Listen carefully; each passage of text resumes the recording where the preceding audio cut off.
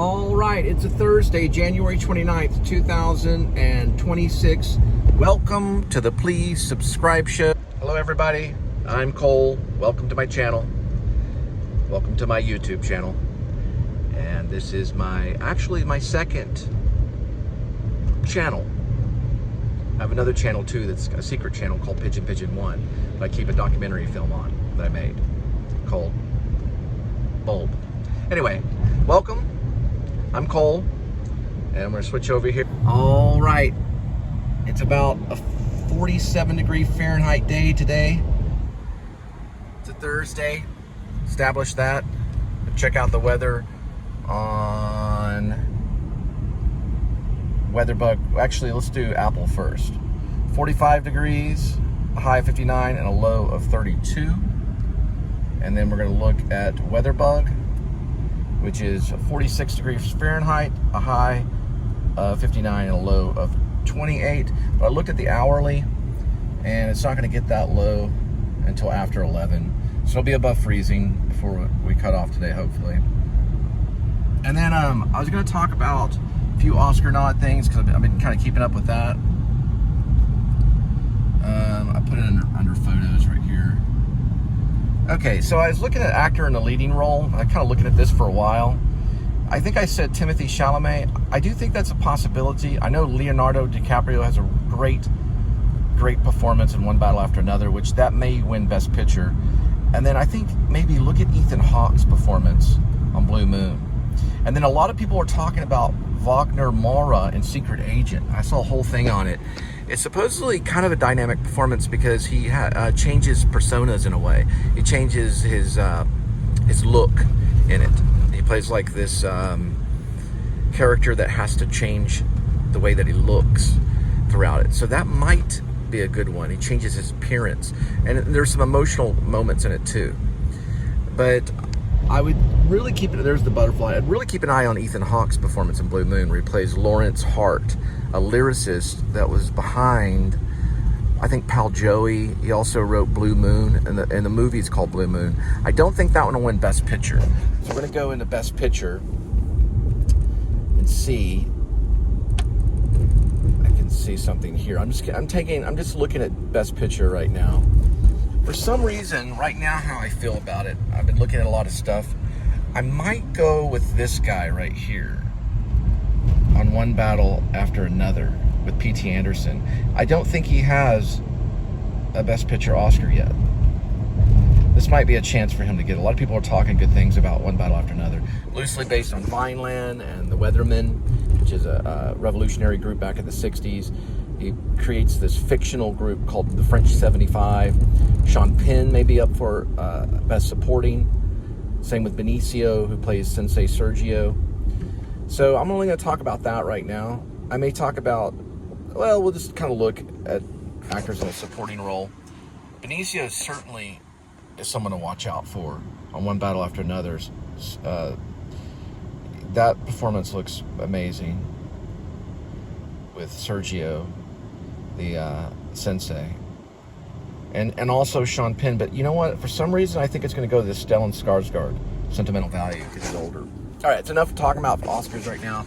I'm a big Oscar fan, so I'll be like predicting things and watching things on YouTube. And I'm watching a few movie reviewers that do this stuff, and they've said really good things about Wagner's performance, or is this Wagner Moura in Secret Agent. So that he could maybe walk off with that.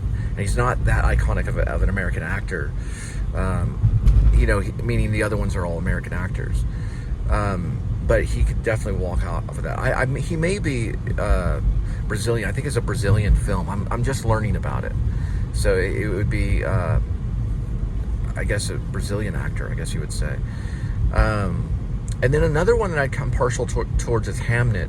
I did download the book, and I started reading some of the book, and it looks really interesting. It's written by a very unique writer, and I'll get to that later. I just found it last night and started kind of looking at it.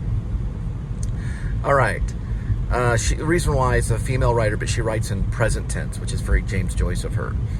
And it's interesting to read about Shakespeare's life. It's a historical fiction. came from a novel. So it would have been an adapted screenplay if it would win. We'll get to screenplay later.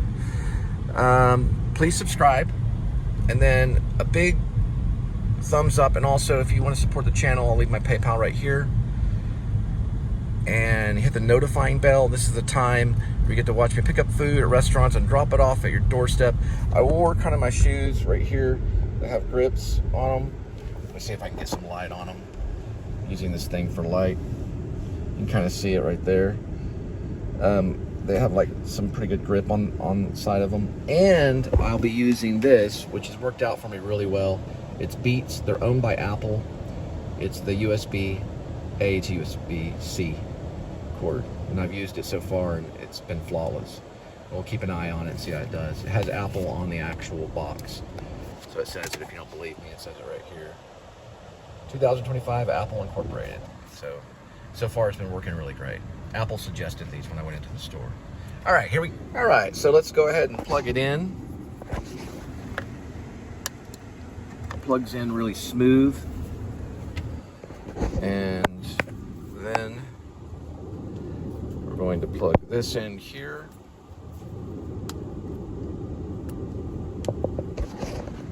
There. It's reading it just fine. And this is the iPhone 17. There it is right there. Boom. And boom. I'd asked me to write a review or a review.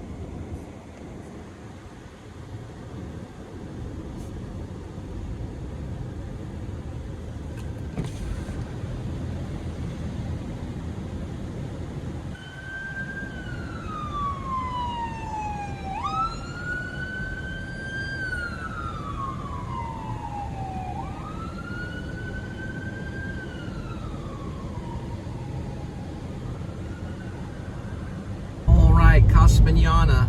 They are doing Wizard of Oz until February 15th, and then they'll pick up with Hairspray until, I believe they're going to go until March 28th. Or was it March 8th? I think it's March 8th. They'll start February 28th and go to March 8th, I think. They may go longer. I don't know. We'll have to find out. Casa Manana. Right, got one at Rodeo Goat, pretty good one, 6:35, 7 minutes, 1.8 for the pickup.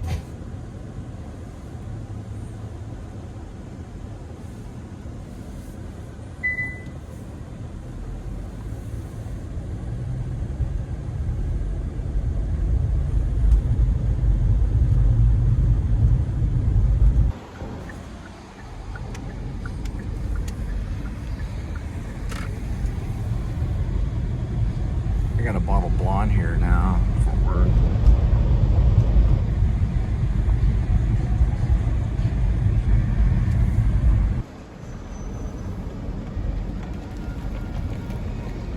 So we have a jogging group coming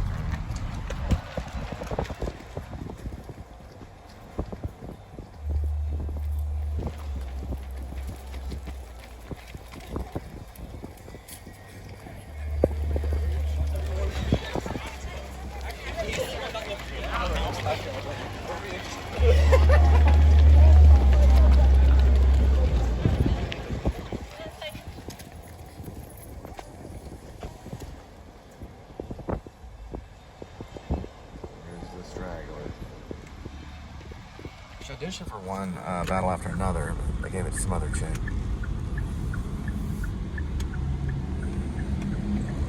Rodeo Goat. There's the old Rodeo Goat.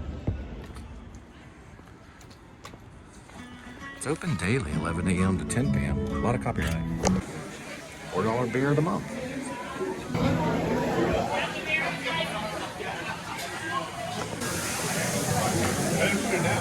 They're playing that song.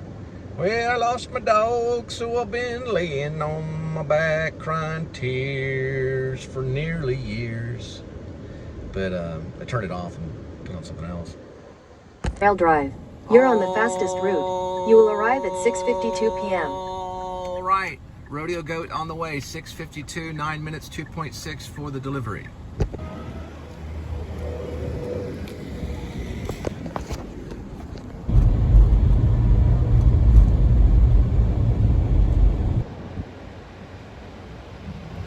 think when it comes to Best Picture, it's gonna be like a dynamic, explosive thing.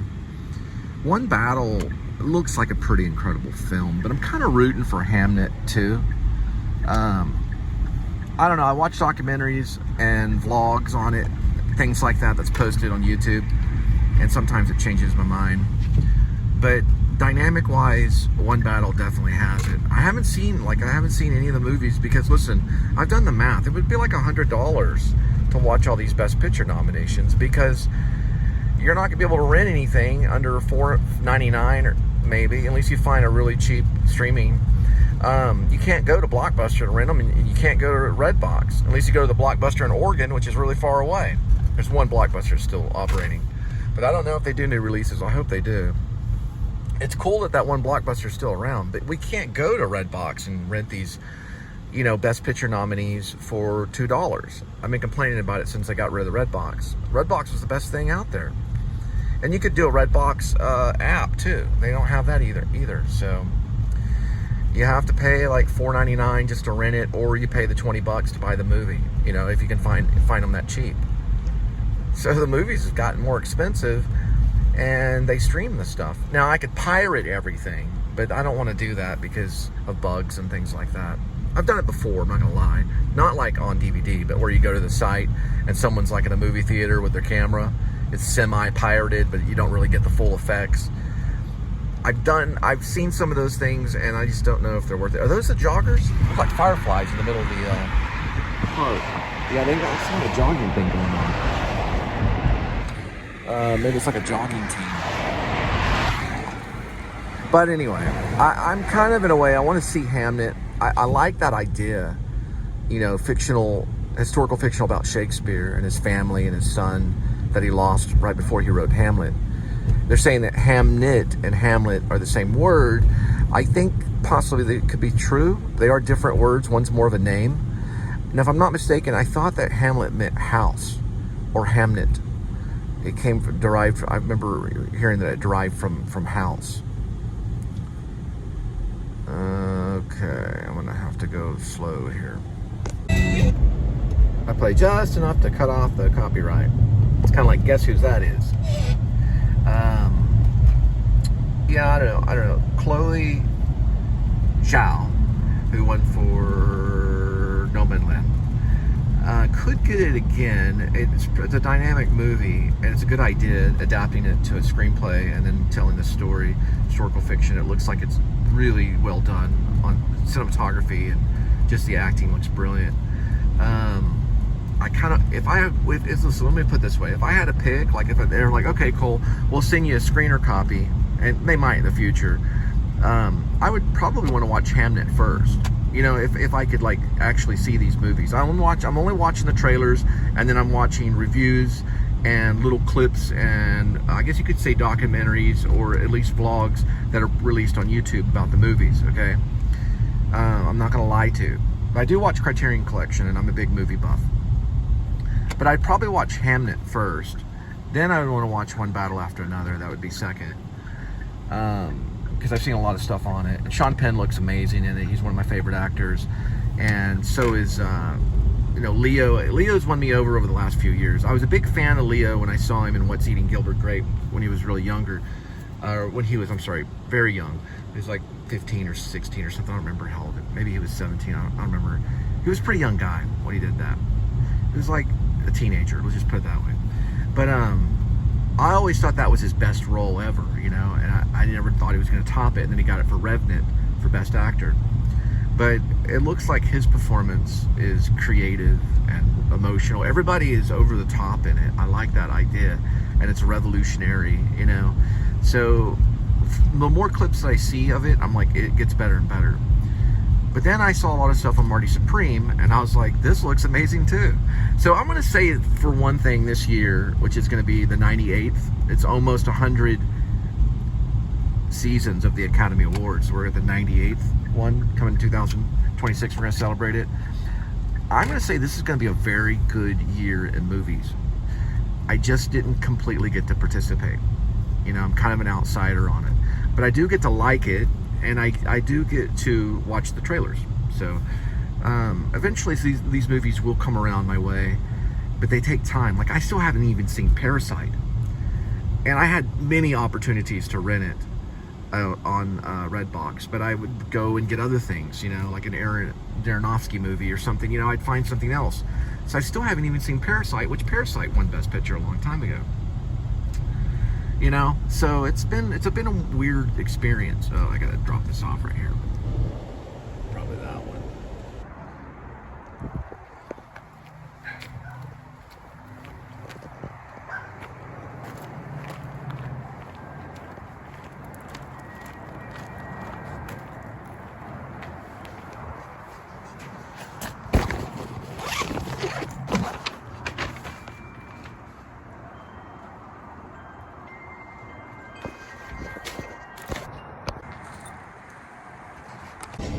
All right, yep, that was the doors. Break on through to the other side. Next one for Rodeo Goat, 7:10, 16 minutes, 9.8 miles for the next delivery. Here's by the edge of the railroad. Suttree rubbed the gently pulsing muscle in his speculative jaw. "Which way do you go?" said Joe. "Right here. I've got my boat." "You still fishing?" "Yeah." "What made you take that up?" "I don't know." "You ever get uptown?" "Sometimes." "Why don't you come out to the corner some evening and we'll drink a beer?" "I'll get out there one of these days." "You fishing today?" "Yeah, a little." Joe was watching him. "Listen," he said, "you could get on up at Miller's. Brother said they need somebody in men's shoes." Suttree looked at the ground. He swung the skiff in beneath the bridge and shipped the oars and sat looking down at the fish. He selected a blue cat and fetched it up by the gill slots, his thumb resting in the soft yellow throat. It flexed once and was still. The oars dripped in the river. He climbed from the skiff and tied up at a stop and labored up the slick, grassless bank toward the arches where the bridge went to earth. Here, a dark cavern beneath the vaulted concrete, with rocks piled about the entrance, and a crudely lettered "Keep Out" sign. He said. "Did they find him?" "Yes." "What did he jump for?" "I don't guess he said." "I wouldn't do it." "I hope not." "Did you go over in town this morning?" "No, I never went. I've been too poorly to go." "What's the matter?" "Lord, I don't know. They say death comes like a thief in the night. Where is he? I'll hug his neck."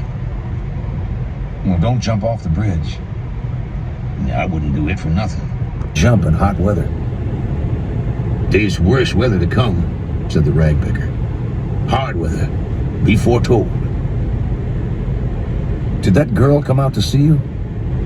"There ain't been nobody to see me." He was eating the beans from the tin with a brass spoon. "I'll talk to her again," said Suttree. "Well, I wish you'd get you one of these here taters." Suttree rose. "I gotta get on," he said. "Don't rush off." One patched blade. Half awash as she was, the skiff wallowed with a mercurial inertia and made heavy going. He turned upriver close to shore and went on. Silver alert, white Honda, ends in 0086 on the license plate. Life in small places, narrow crannies. In the leaves, the toad's pulse. The delicate cellular warfare in a water drop. "A dextrocardiac," said the smiling doctor. "Your heart's in the right place." Weather shrunk and loveless. The skin drawn and split like an overripe fruit. He turned heavily on the cot and put one eye to a space in the rough board wall. One of the prose, or you could say poetry or verse, in Suttree is the dead would take the living if they could. But Jeff Tweedy states the dead don't die, and so does Jim Jarmusch. The dead don't die, the dead don't die, the dead don't die.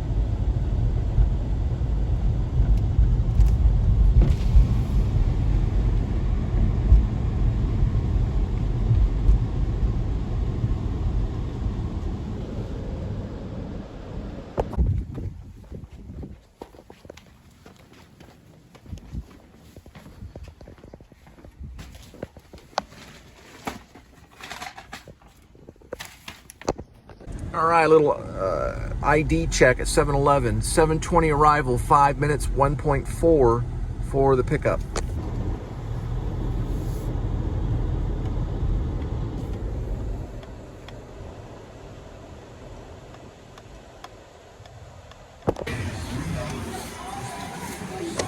(7-Eleven) ID check, 7:29 arrival, 5 minutes, 1.5 for the delivery. I don't have a drink or I'd offer you one. The uncle raised a palm.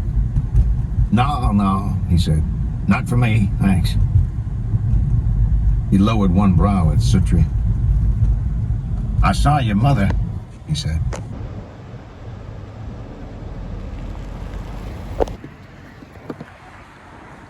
All right, looks like they're doubling up. We got a Firehouse Subs and then a Little Caesars.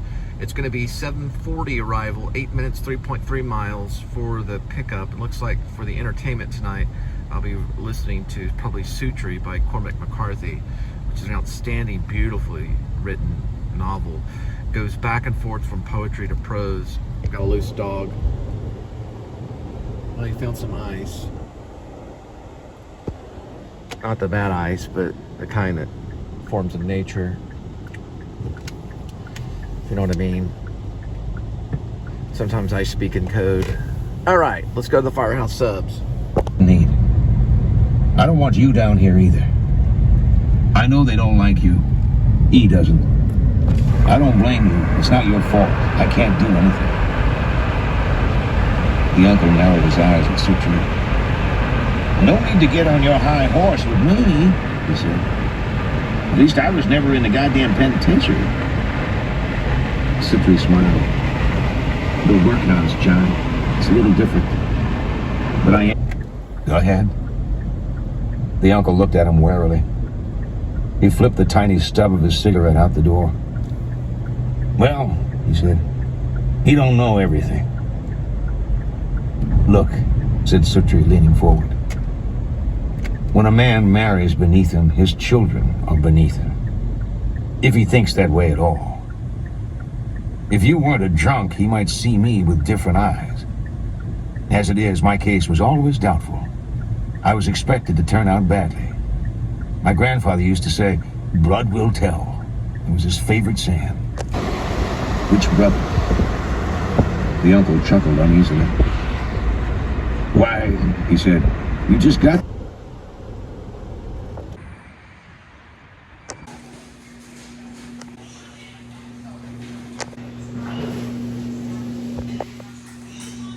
All right, Little Caesars on our way, 7:50, 4 minutes, 0.3 for the pickup.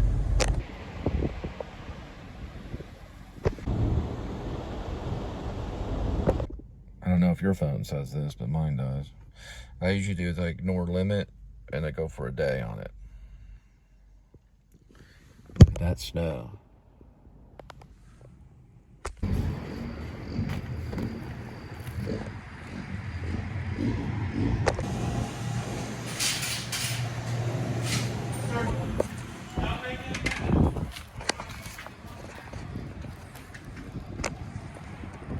All right, Firehouse Subs on the way, 7:58, 6 minutes, 2.3 for the delivery. All right, so 42 minutes in the novel, we run across the uncle who had a brother that was stillborn, and he doesn't like to talk about it.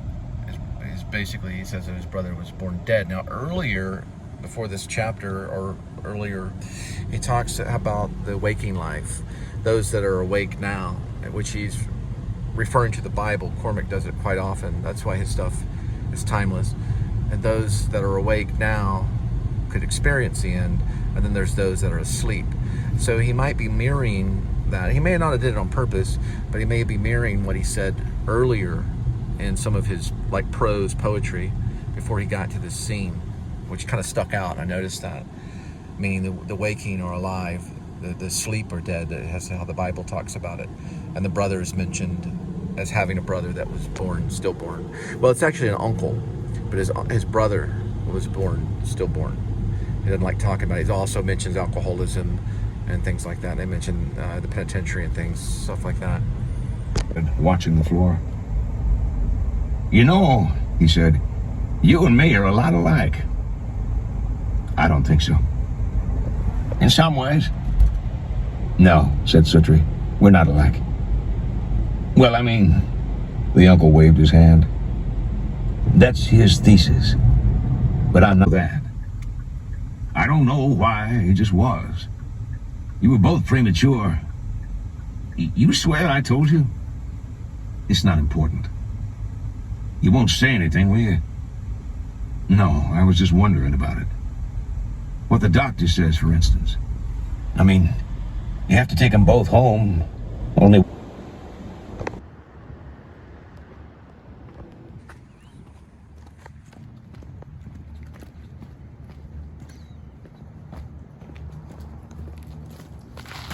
Ooh, that was very slippery.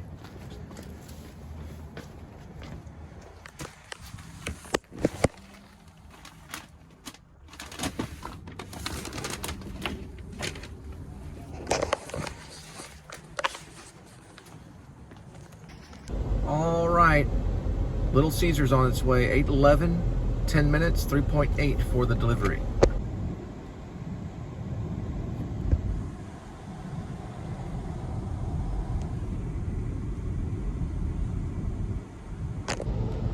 There's something going on over there.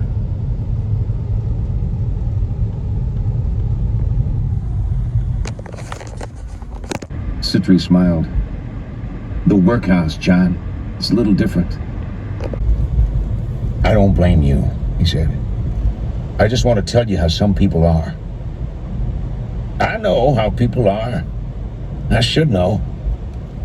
Why should you? You think my father and his kind are a race apart.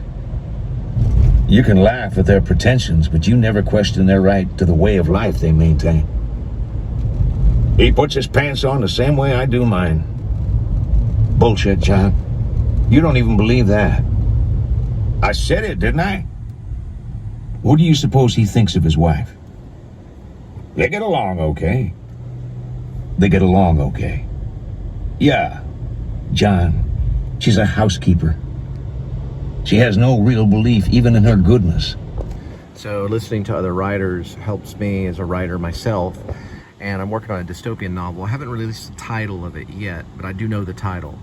But I am on chapter 5, so the winter storm helped me get through a few chapters, and I decided what I'm probably going to do is a little bit like what I did with Escape from Maine, which I did put on my fictionpress.com under Ash Cole, which is my pseudonym. And I decided to take moments of my life and put it into the dystopian novel, which I think most writers do those kinds of things. But I wasn't going to do that. It wasn't a plan. But I think Cormac, which Suttree is almost like, you know, a story about a man on a fishing boat and meets his uncle, and, you know, it's kind of an autobiographical. They're saying it's kind of like that. But, you know, I think even The Wizard of Oz was probably somewhat, you know, autobiographical in a way. But not all of it, but some of it, you know, traces of it. You know, it's almost like tracing parts of your life and putting down what you can. Not even in a vlog can you capture everything. Listen, you can't capture. We don't have the ability to do that, even if we had 24-hour live stream, which some people do. Anyway, I gotta worry about this thing right up here.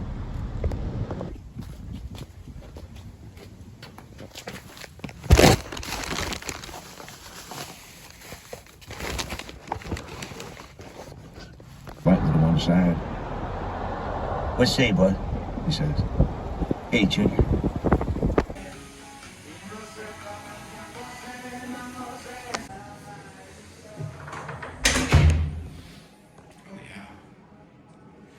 Yeah, you could probably cook off that floor.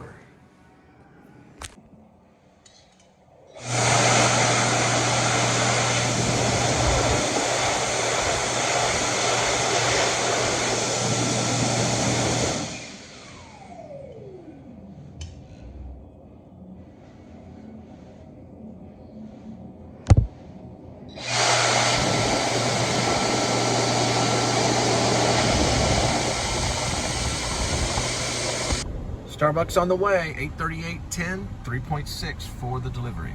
"Times, Nig," cried J-Bone. "Early tombs is more like it. Lord, honey, I know they make that old Splo in a bathtub, but this here is made in a toilet." He was looking at the bottle, shaking it. Bubbles the size of goose shot veered greasily up through the smoky fuel it held. "It'll make you drunk," said J-Bone. Nig shook his head and blew and took another drink and handed over the bottle with his face averted in agony. When he could speak, he said, "Boys, I've fought some bad whiskey, but I'm a dirty nigger if that there ain't almost too sorry to drink." J-Bone waved the bottle toward the door where Junior stood grinning. "Brother, don't you want a drink?" Yeah, Cormac had some Samuel Clemens problems.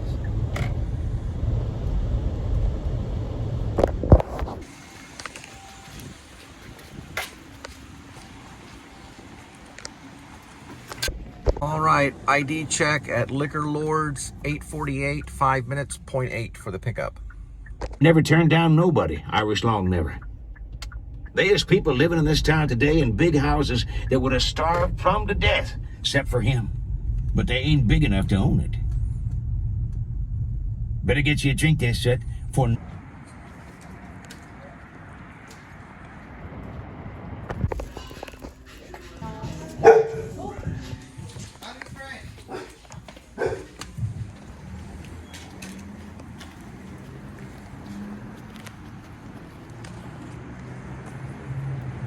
All right, Liquor Lords, ID check on the way, 9 arrival, 10 minutes, 3.2 for the delivery. Gave it back. So this segment has a lot of N-words. Last time I drank some of that shit, I like to die. Cut that out, so I probably not going stunk to from go the over this. inside It's like out. he visits these. I laid in a tub of hot water all Three day and alcoholics. climbed out and dried, like in a and you could bar. still smell it.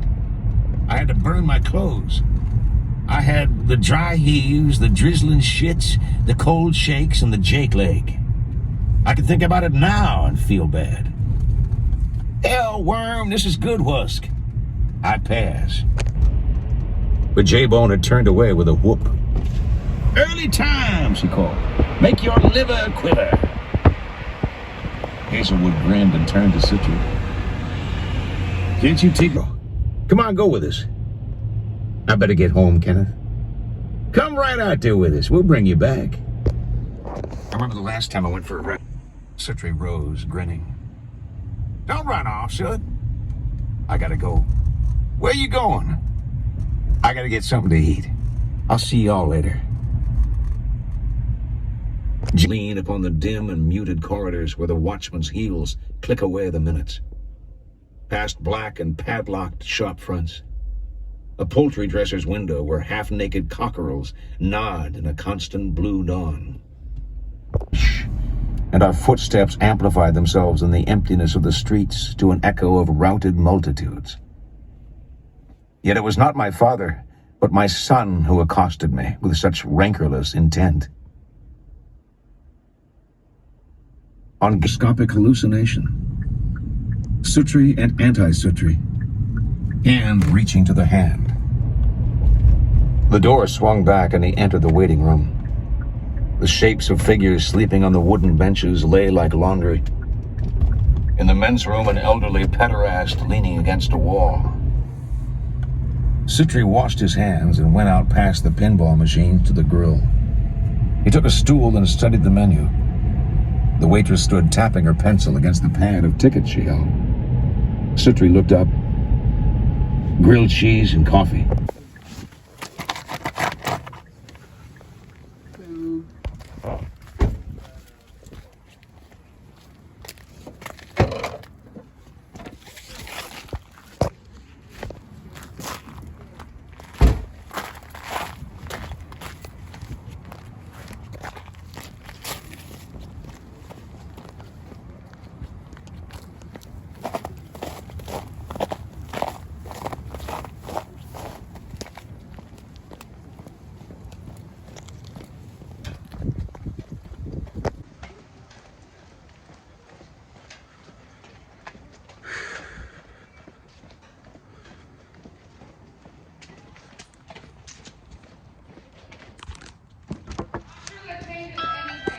Oh,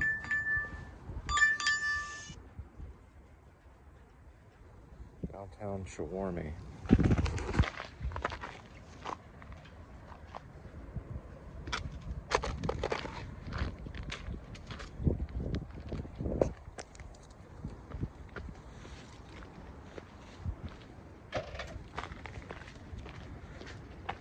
It's like ice skating.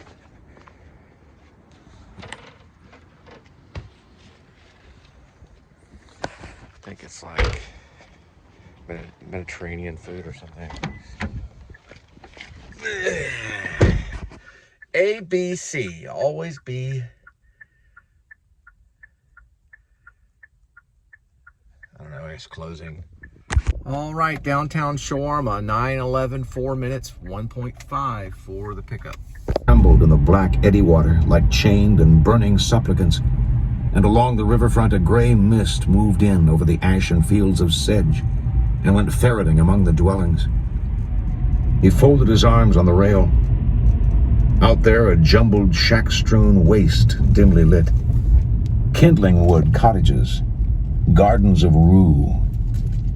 A patchwork of roofs canted under the pale blue cones of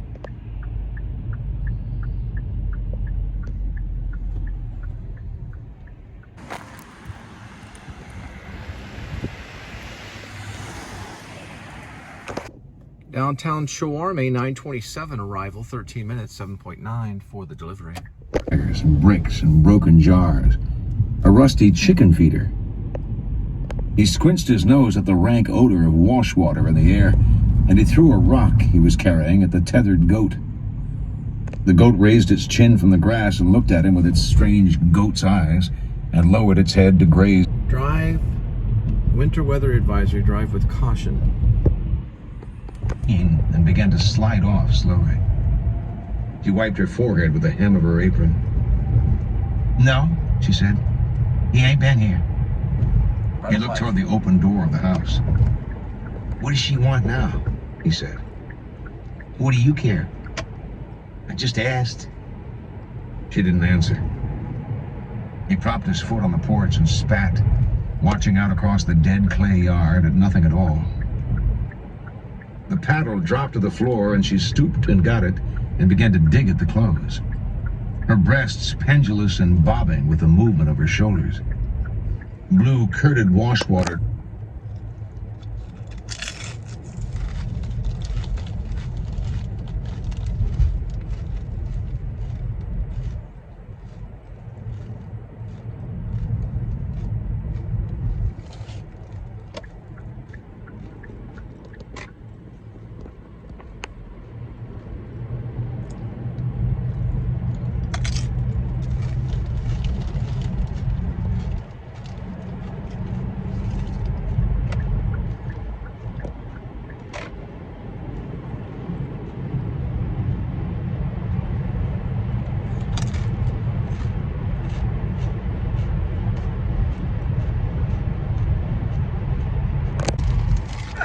He came back for his supper and went out again and stayed until past shoes.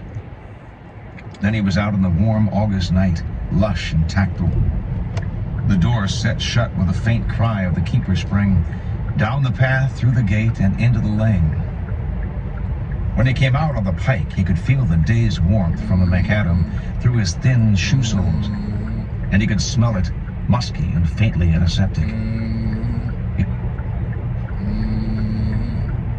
He went solitary and started through.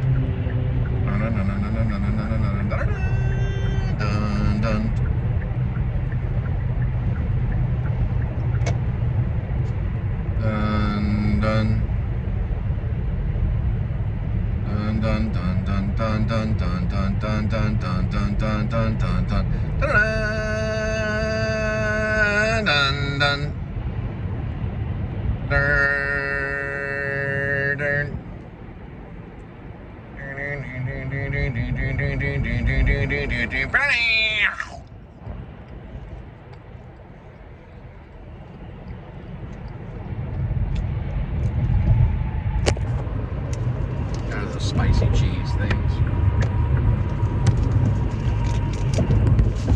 Countdown for missile launch. 5 seconds. 4, 3, 2, 1. Launching.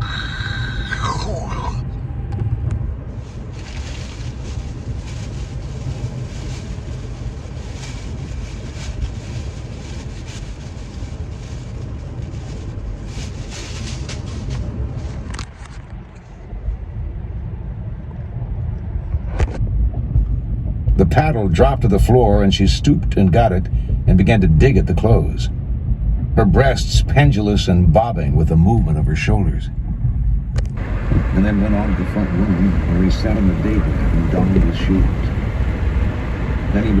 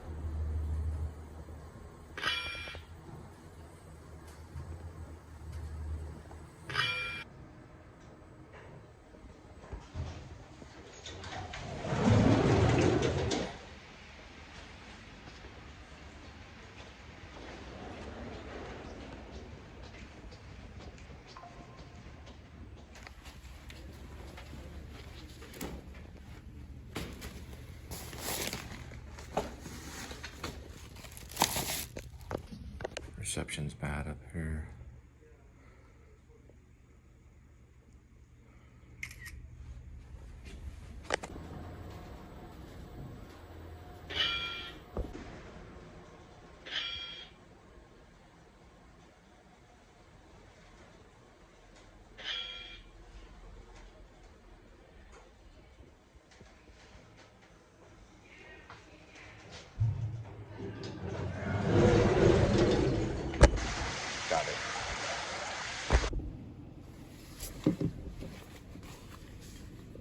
soundlessly on his soft-worn shoes, past dead houses and dark land with the odor of ripe and humid fruits breathing in the fields and night birds crying in the keep of enormous trees.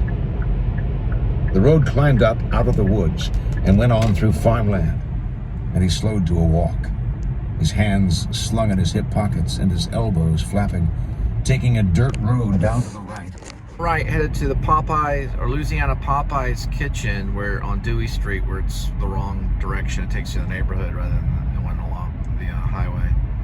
So this takes you the wrong way, but relatively 9:44 arrival, 5 minutes, probably about 2.8 miles. Or 2.9, I guess is what it says. All right, so when you get this one from Louisiana Popeyes kitchen, it's gonna take you like way out in the neighborhood in front of somebody's house for the restaurant, which isn't correct. They need to fix it. It's actually right here. It is on Dewey, but it's not where they think it is, see? And that's it right there.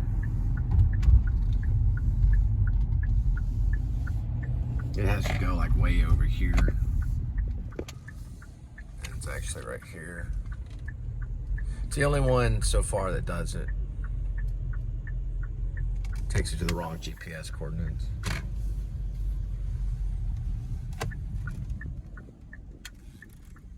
Five faves, 3-piece, any 2 regs, 2 chicken wraps, or 3 sig chicks. All right, Popeye's Kitchen on the way. 10 o'clock arrival, 10 minutes, 5.3 for the delivery. Crossing. 2 pairs of brogans went along the rows. You ain't gonna believe this. Knowing you for a born liar, I most probably won't. Somebody has been fucking my watermelons. Oh, drawers. Just found out complimentary bread is free now at La Madeleine. Complimentary bread is now at La Madeleine. Get yourself a coffee and a jelly sandwich. Now beg God's mercy, Letcher. Unnatural. Finger-coiled, blind sight, a shadow. When the man reappeared, he had a young black with him.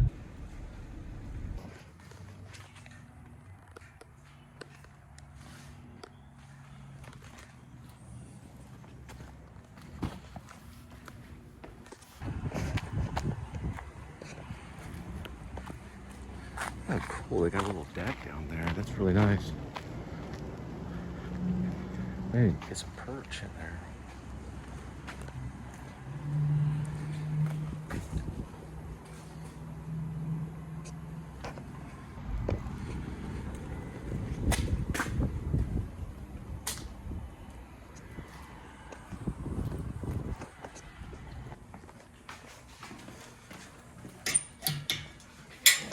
Hi. The aisle, looking left and right. A few figures lay motionless in the cots he passed.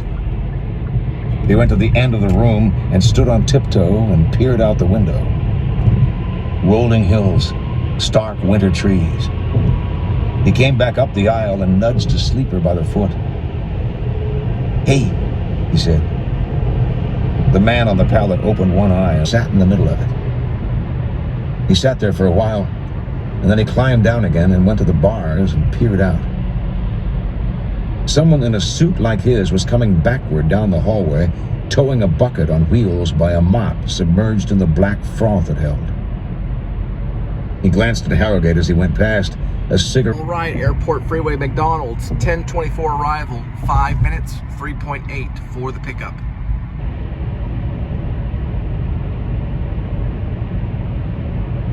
Half-blackened light bulbs screwed into the masonry. It had grown dim within the room, the early winter twilight closing down the day. He slept. One of them lay down and closed his eyes for a minute, and then sat up and shucked off his shoes and lay back and closed his eyes again.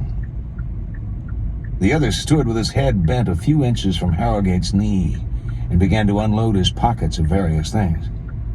A pencil stub, matchbooks, a beer can opener, a flat black stone, a sack of tobacco.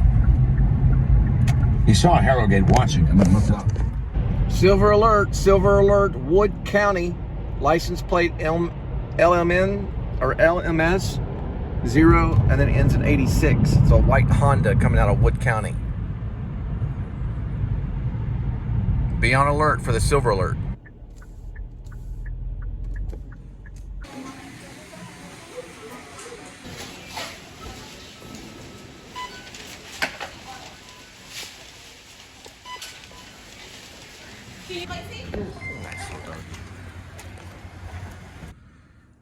All right, McDonald's on the way. 10:42 arrival, 9 minutes, 5.1 miles for the delivery. Well, I guess seeing as he done shot me, he couldn't back out. Suttree looked at the boy again with this remark, but the boy's face was bland and without device.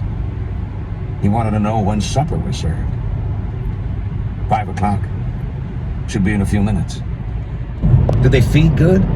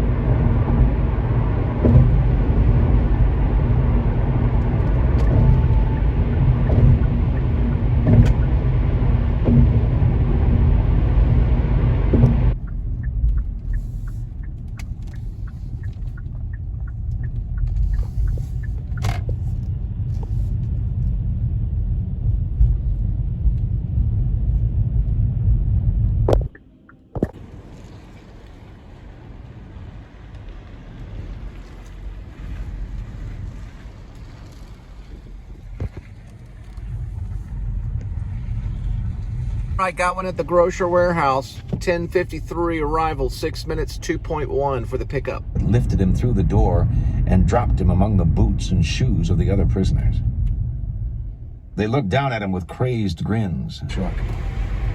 She turned to stare out over the barren lots toward houses swimming in the mist. A cold light was leaking across the landscape from the east.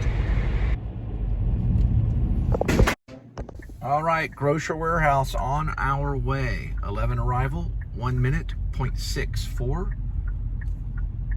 The delivery for the first one, then there'll be a second one. And we'll head back.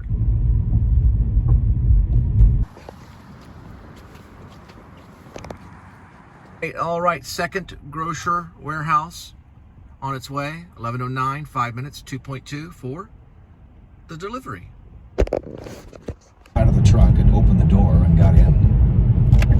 There was a speaker hanging by a cord from the dashboard, and there was a pump-action shotgun hung on a rack over the rear window.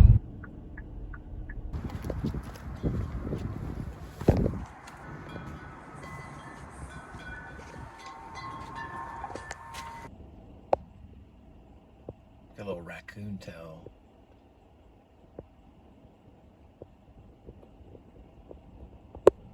We'll call him Raccoon.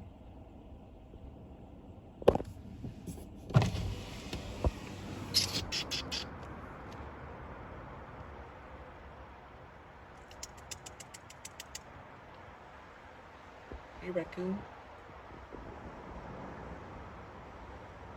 Little kitty cat with a raccoon tail. Have you been hanging out with the raccoons? Stray cat.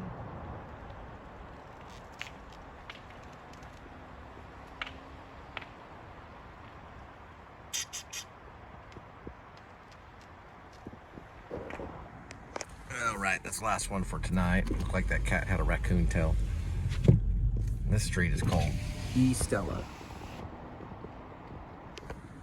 And we're heading back to feed Kitty.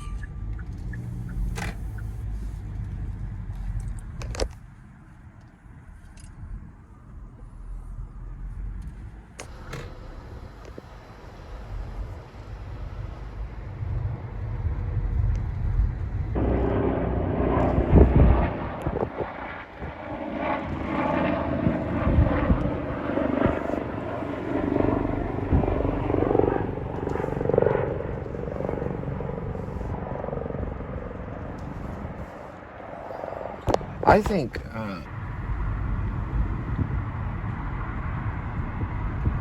it's a cool little church right there. It's South Freeway. The road on it is called Tucker, East Tucker. You can see it right here, maybe a little bit better. It's a cool little church.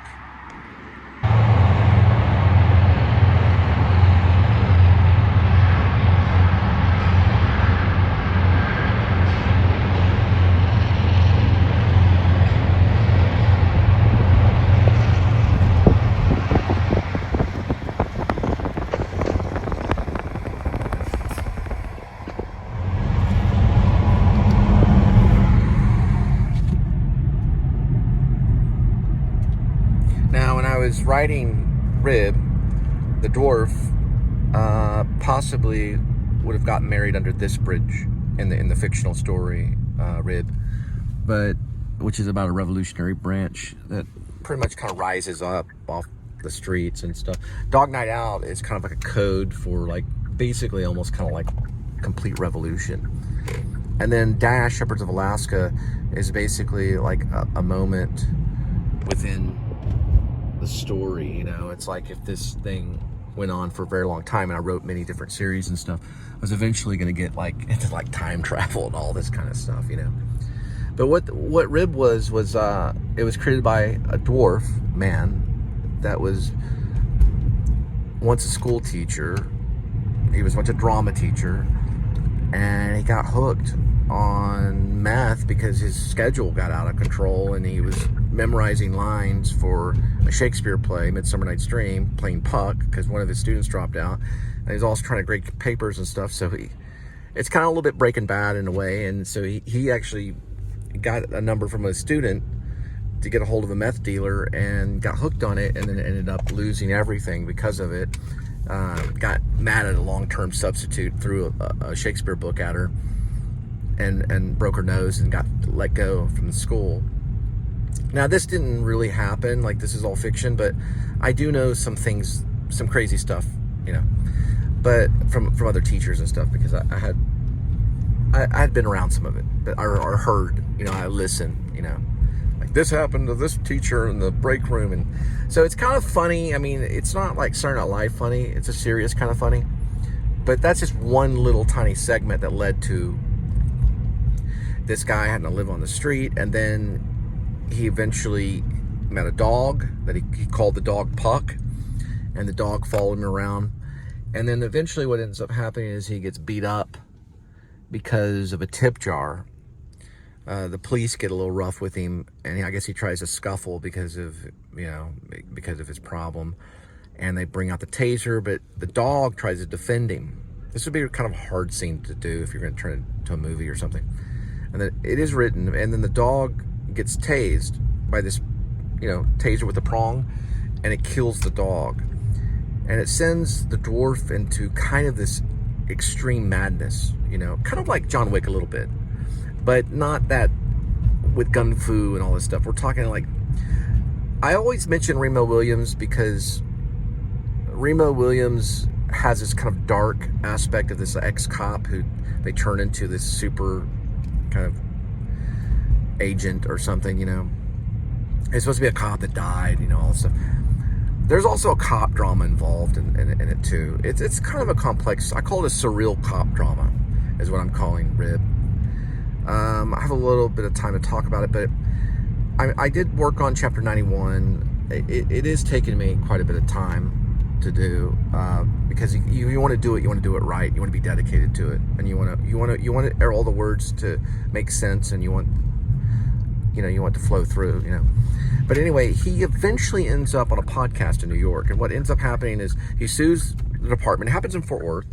He sues the Fort Worth Police Department. This is fictional, and he gets, you know, about $1 million. That can happen because his dog gets killed, and he gets hurt, and his wife, who he marries on the street with this homeless wandering pastor, who is a pastor that dedicated himself to the mission of being on the streets with the poor in spirit. And he gets married, and then what ends up happening is it happens after he's married. So there are people that are on the street that are part of the marriage institution. Now, the marriage institution doesn't want to admit that. The churches don't want to admit that. But there are people that are destitute that are married.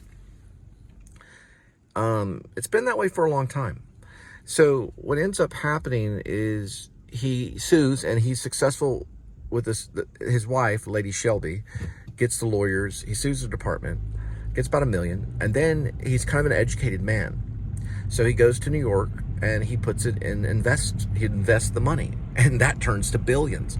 So it becomes kind of almost like an Elon Musk. It's a very huge rags to riches story. It goes from very extremely poor, well, where he was middle class, being a teacher. It actually kind of zigzags. It goes middle class to rags, then to extreme wealth, you know, to a point where, well, what am I going to do with the money? So he gets all this equipment, these really fancy drones, and he goes out to Alaska, and he starts recruiting these bums to be soldiers, and not necessarily an army.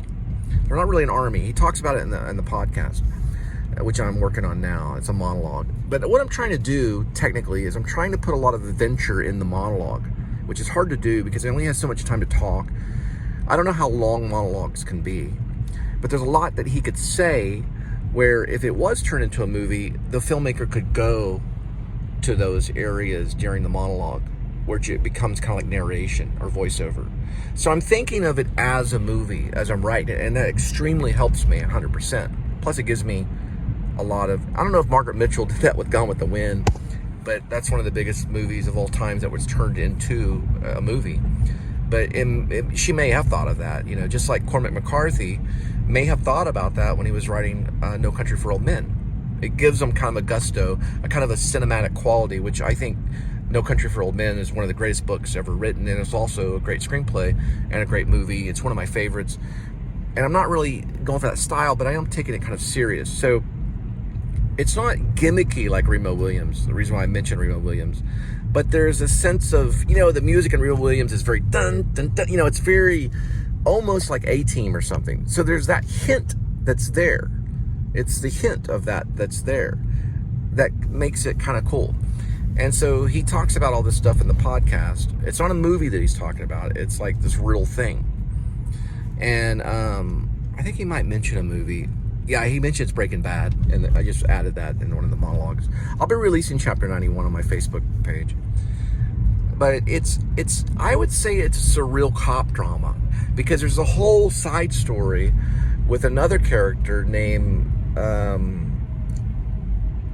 Shepard Dwight East, who's kind of the lead. I think I mentioned Leo in it. And I was starting these ideas when I started hearing about One Battle After Another.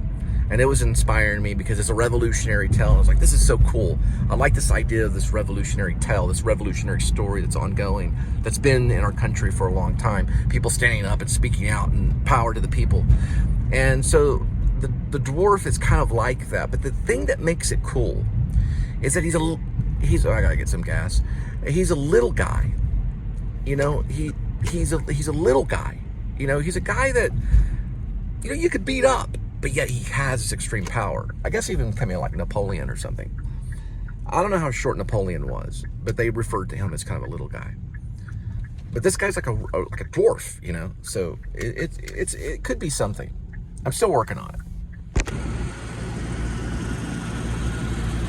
Wow, I haven't been here in a while. This is cool. So they got this whole new setup right here. So right now it's gonna be $2.54. You put in your rewards. Okay.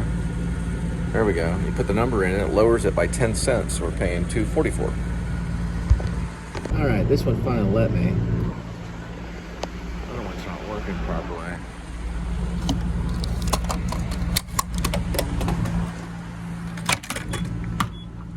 Save 10 cents.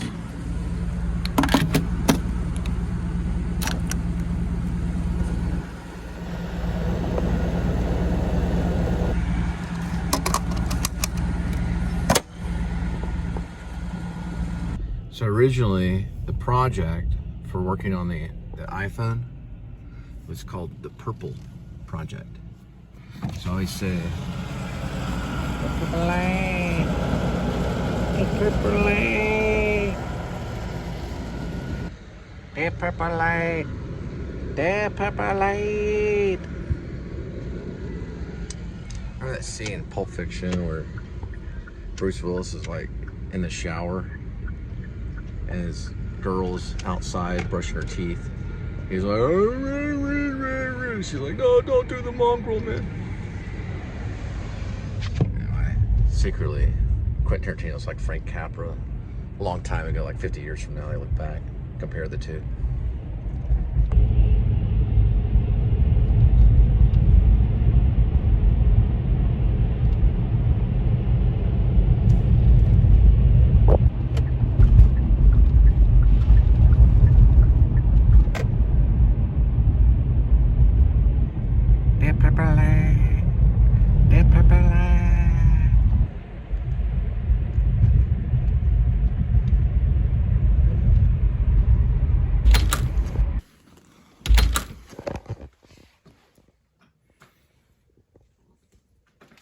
Ready to get fat kitty? Invisible kitty. The power of invisibility. Huh. Strange. There you go. You reappeared.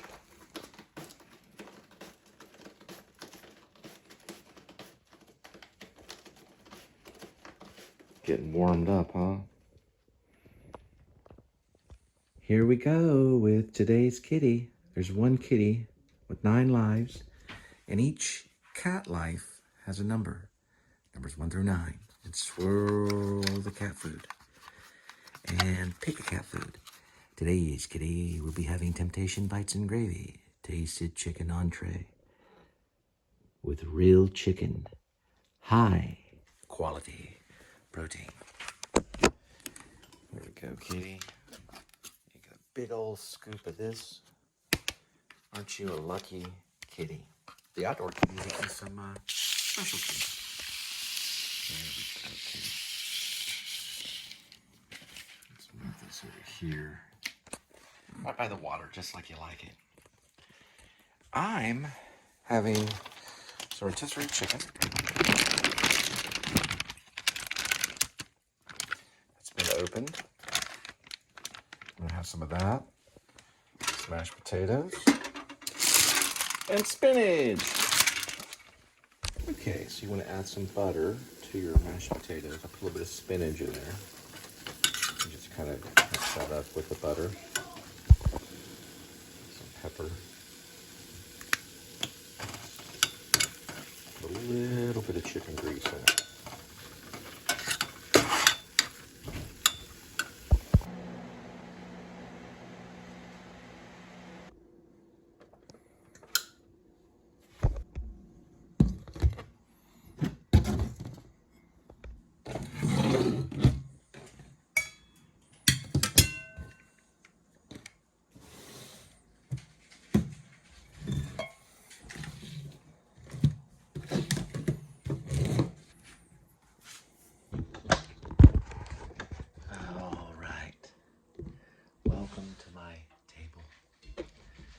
Some steaming mashed potatoes with some spinach in it. Of course, don't forget about chicken. And of course, this right here. Some bread. And for the chicken, some of that right there. And of course, some tea. So let's try out this steaming chicken. Shall we?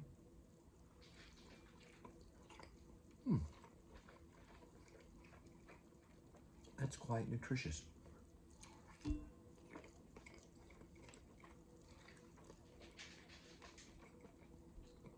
Nice and tasty.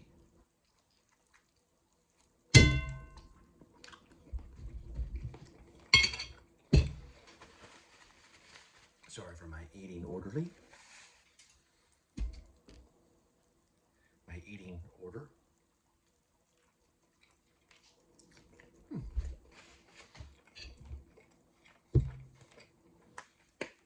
And some pepper.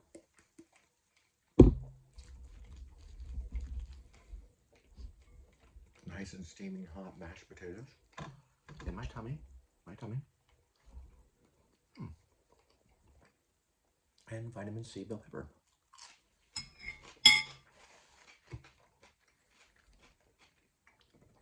Make a little chicken sandwich here.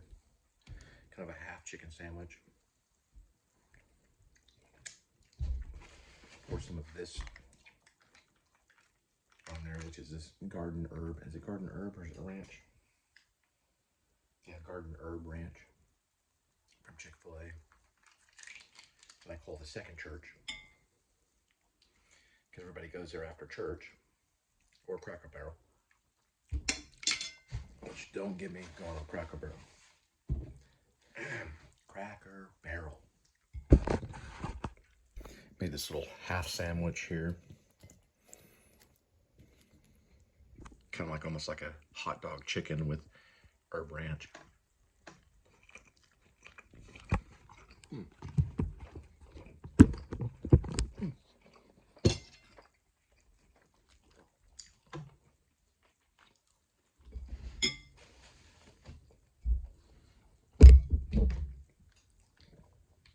Yeah, you can really taste the butter in this potatoes.